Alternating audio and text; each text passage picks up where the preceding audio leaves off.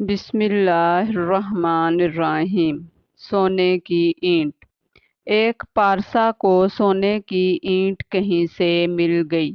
دنیا کی اس دولت نے اس کے نور باطن کی دولت چھین لی، اور وہ ساری رات یہی سوچتا رہا کہ اب میں سنگ مرمر کی ایک عالی شان حویلی بنواؤں گا، بہت سے نوکر چاکر رکھوں گا، عمدہ عمدہ کھانے کھاؤں گا اور اعلیٰ درجے کی پوشاک سلواؤں گا۔